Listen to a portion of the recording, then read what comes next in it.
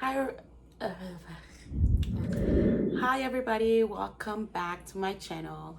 Today we're going to be talking about something different. I wanted to post a video about what was life for me before marriage. So life before marriage, I got married in 2015. I believe I was 26 years old when I got married.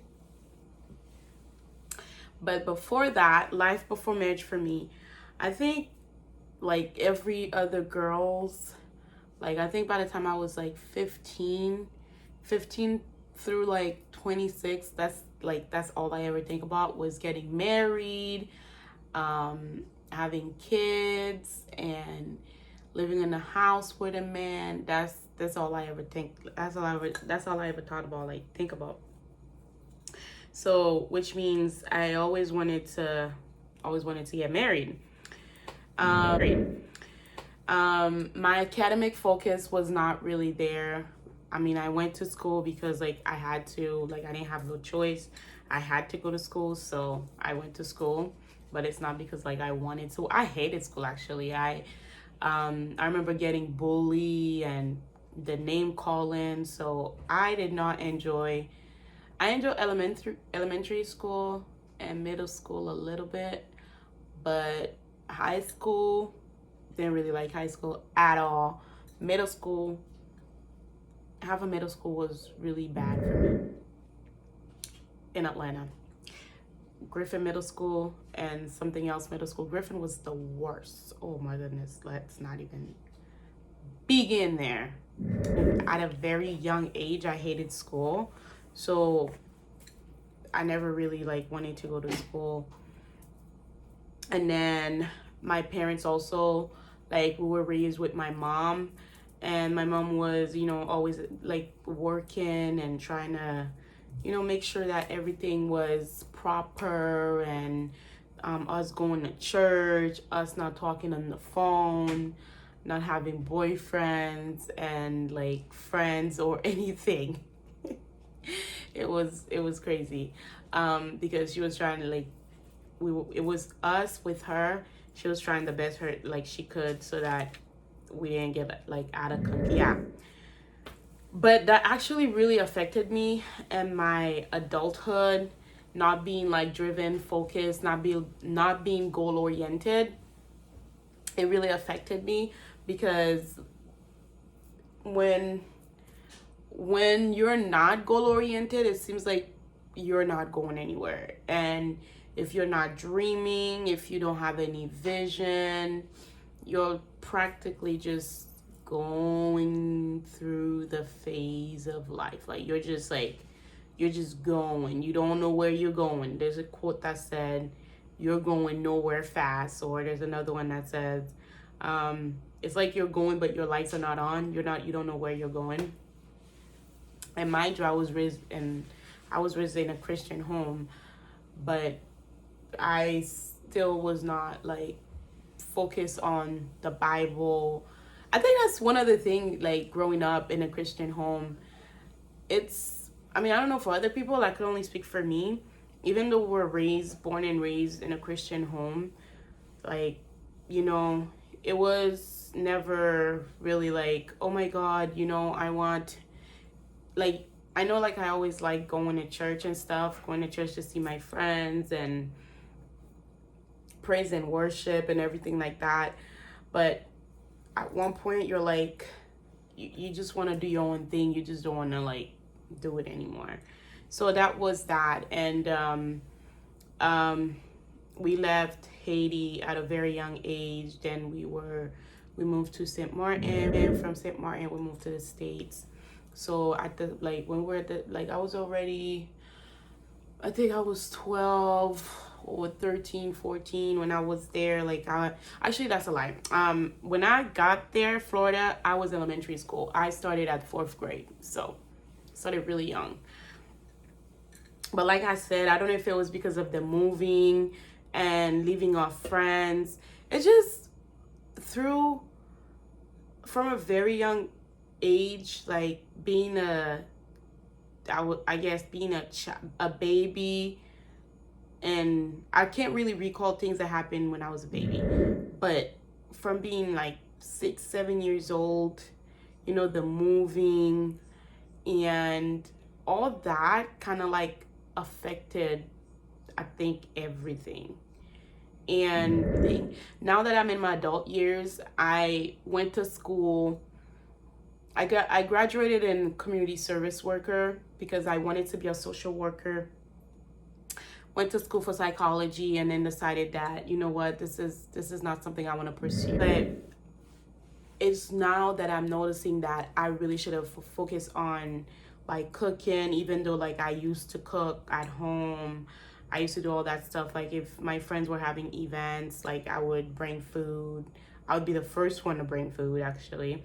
I would be the first one to bring somebody's brother a cake. I would be the first one. So like I see that I've always was around food and cooking and doing all that stuff. But the fact that I guess I didn't really have anybody to actually push me into it, that said, you know what, you're really good at this, you should go to school, go to culinary school for this. Like I didn't really have that. Like I know my mom, especially my mom, was super proud of me when I graduated college and then went straight after college. I think I took a year off, and after that I went to uni. I know she was super proud of me. Like she was really happy that I got enrolled and went in and everything. But I really wish I had, like, we kind of like, my mom or my dad would be like, you know what, you're really good at cooking, you should go to school for cooking. I honestly wish that. Not only them, I wish people that were close to me said that to me. And because I remember even going to university, it's not like something like I decided like, oh yeah, I just graduated, I want to go to university. The reason why I went to university is because I was working there, and I had my friends going there, and I used to work at this restaurant, and they would come in and eat breakfast. So seeing them coming in and eating breakfast there, I'm like, what the hell am I doing here? Like, I'm like, I need to get my butt enrolled and go to school. So that's exactly what I did, especially after I did not get the supervisor position. So after that, I was like, no, I'm done to school for psychology. But it was not something like I was thinking like, oh my God, I really got to go to University of Ottawa. Oh my God. It was none of that. It was seeing them, which bring me to my next point. You really need people that are goal oriented. You need people that are driven. You need people that are dreaming and that are not comfortable in the way they're living, and that are not content how they're living. You want people that are purposeful, that are visionary. You want people that's going to push you and be like, you know what, I saw something in you, I see you good at that, you should go to school for that.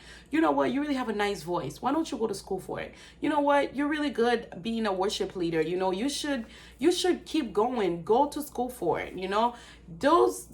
You need that, trust me. You will thank them later. So like I said, young girl, just I wanted to get married. I know every time the dude that I used to date, every time, like, it would be like, that's the moment I'm like, is he the one? He might be the one. My prayer was always this. I said, God, I know when I do get married, it would be, I was like, the day I got married, if I do get married to a man, I know that would be the man God want me to get married to, just because of previous relationship that were really serious, but then didn't really go through the way they were supposed to go through. So I always said, if I do end up marrying somebody, it would be the person that he actually want me to marry. And I know if he would not want me to marry somebody, that he would not let me marry anybody. So I think 2013 was when I got enrolled in university. Those were like my prime years. I was looking good, I was going out all the time, and I think I was living by myself. I was not living at home. Actually, I was living by myself even before, when I was working, I was already living by myself. I don't know what I'm talking about. So I was living by myself, and very dangerous. I was living by myself, doing my own thing and whatnot, and I I um I was dating people. I was dating a few people here and there, and then no commitment or anything. And but like I always wanted to date people that were, I guess, at church, because that would just help me stay out of trouble, even though there were no difference. But yeah, I always wanted to date people that would like run church, that were church driven, that would like, not, pull me pull me the other way. And but I've always noticed that whenever like I would meet somebody, it's like I automatically became their mom. I would just, it's as if like I pick them up and put them in my shoulder all the time. Like on many, many occasions, like I would date somebody, the moment like we start dating, it's either they lost their job, which would be like, ding, ding, ding, green light, go the other way, but I stayed.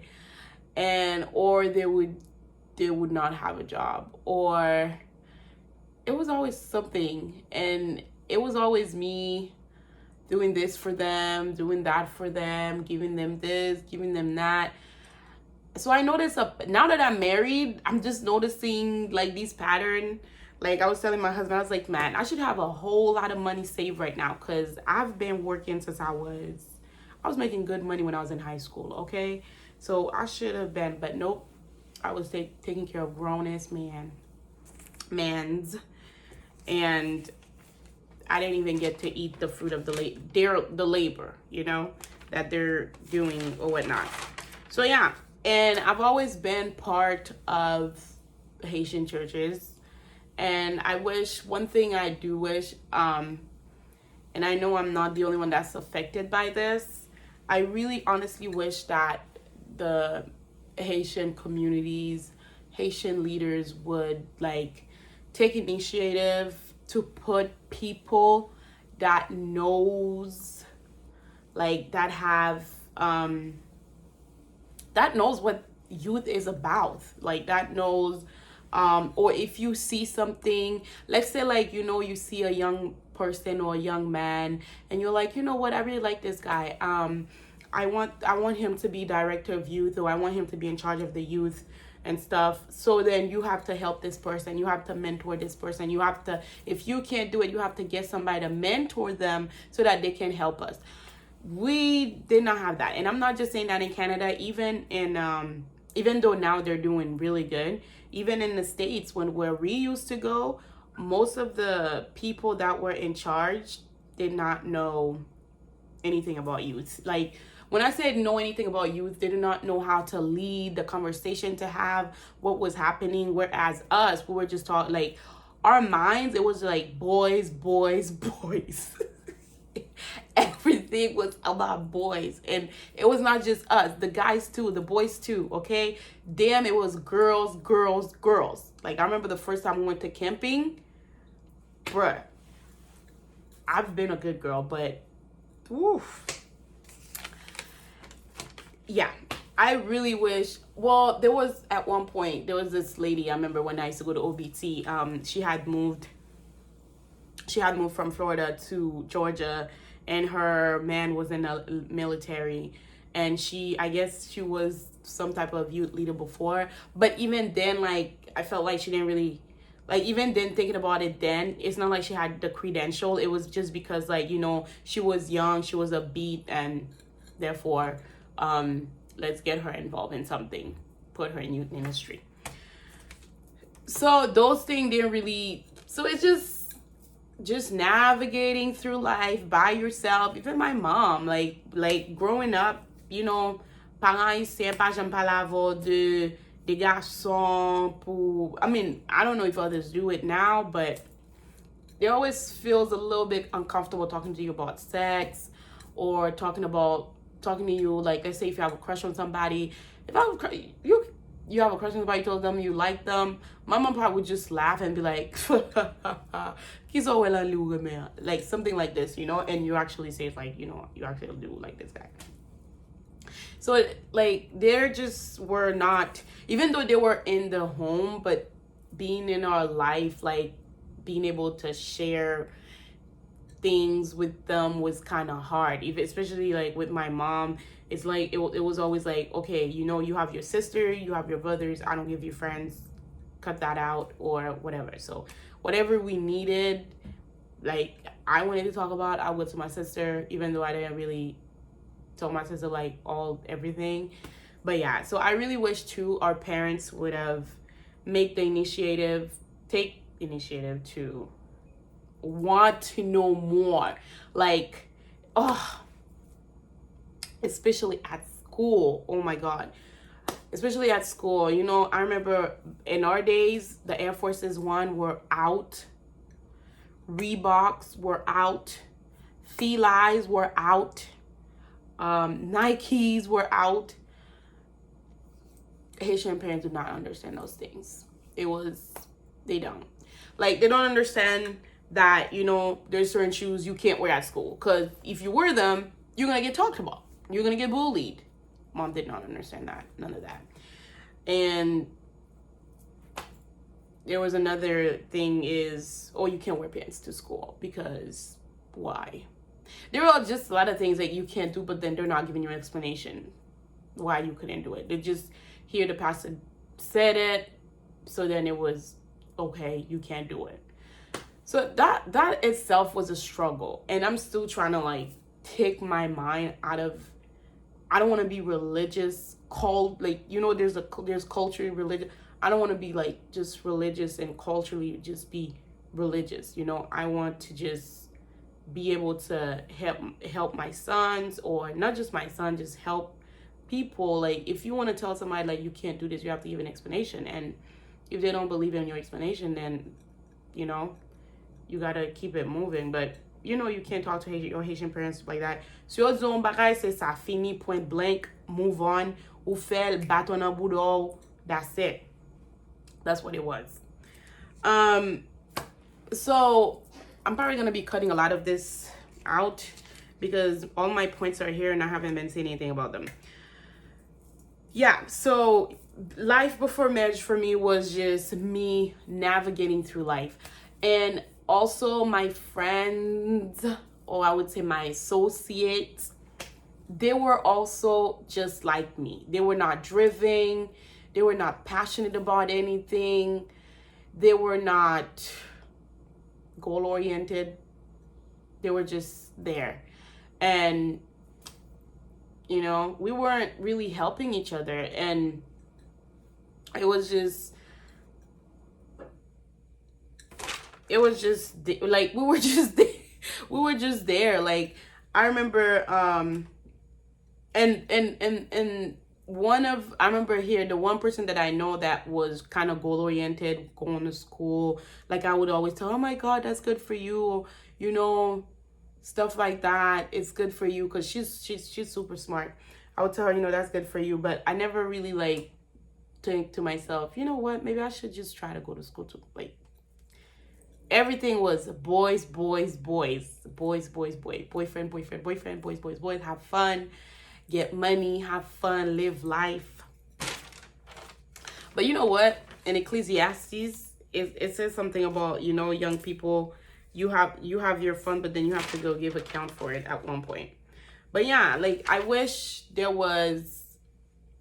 you need to be around people that have energy to want to accomplish more, to not be yes, it's okay for you to not like gaze in somebody else's grass and be like, oh, I wish I had this, I wish I had that. But you need people that are goal oriented, that wants you to do better. Every year we aged. This year January, that, like, you know, the calculated, like, it's already counting. Time is counting. Time never stop. We're just keep going and going with age. So I feel it's the same. If you want to be around people that's gonna want you to do better, and that's not just friends, even your sister, your brother, like, if you see that they're good at something and you see it with your eyes, you should push them to, like, go for it. Like, you're good at this. This might be your is this your talent? This might be a talent of yours. Go for it. Like, exercise it. Get better at it, you know? Be better at it. Find other people that are good at this and go ahead and be great at this. Whether it's cooking, whether it's singing, whether it's counseling, whether it's giving people advice, whether it's like anything. You want to be around people that's gonna want you to do better, or want you be more about, you know, be passionate about this, wants to do this. This person is doing this. You don't want to be around people that just sit there, work every day, work, but then it's not like they even like their job. Like, money is good, but you want to wake up every day and be like, yay, I'm going to work. Yes, I love my job. Yes, I love my job. You know, things like that. Like, where I work, I love it there. I kind of sort of want to leave there because I'm super comfortable at my job, and I don't want to be anywhere where I can't grow as a person. That's not going to challenge me to grow as a person, because my thing is, I want to grow. I want to challenge myself to be better at certain things and not be like blah, you know? And that's about everything. And this is not just around people, even your environment. If you're around in an environment, whether it's a church, whether it's your house, it could be your mother, it could be your father. If you're around these people and all they're doing is bringing you down, or if you're seeing that they're not pushing you to elevate yourself for you to do better, or if you're part of like a church that's not moving forward, that do not have a vision, and it's especially if you have kids, you want to go further, not further, forward. You want to go forward, not backwards, right?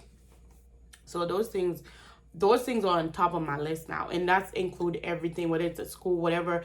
If I'm not seeing growth there within myself or within the energy that I'm feeling around me, cut, I'm leaving.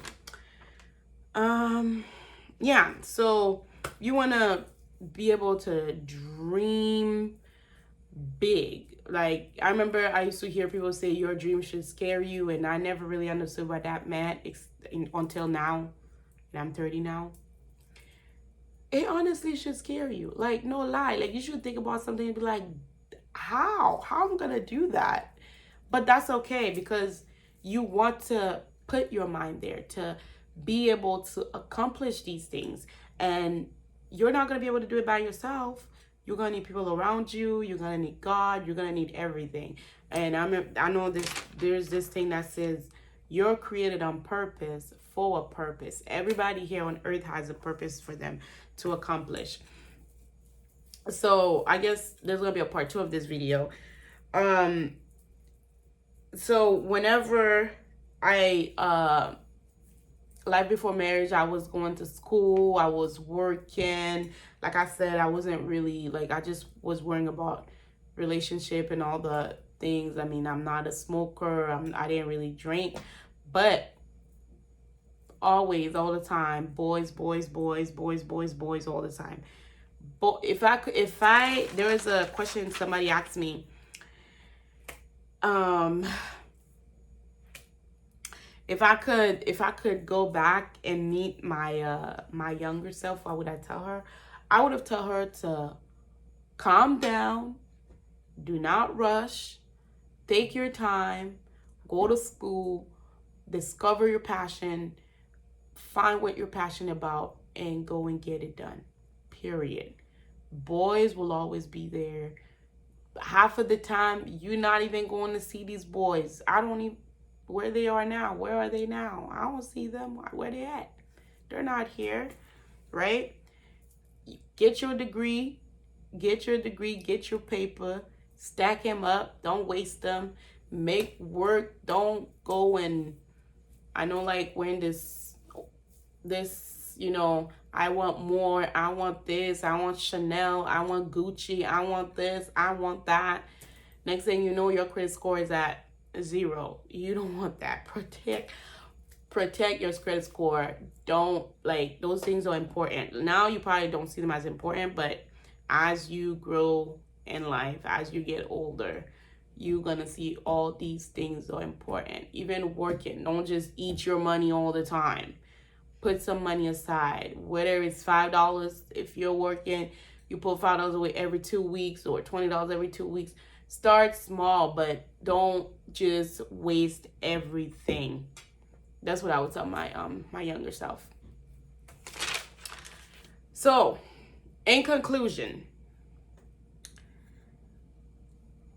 life before marriage for me was good. It was good.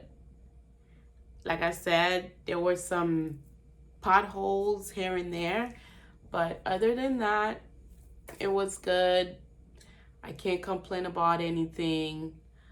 I thank God for everything. I'm here now. I'm married. I have 2 kids. I'm gonna do a part 2 of this video to probably with Marcus if he wants to be in it. But yeah. So your job is not to take care of any man in life, or while you're in a relationship, buying him this or buying him that. You're the prize, okay? You're the prize. He's after you. Okay, this video's getting long. When Adam was already, like, name all the animals, everything was prepared when Eve came in the picture, okay? Always keep that in your mind, that you're the prize.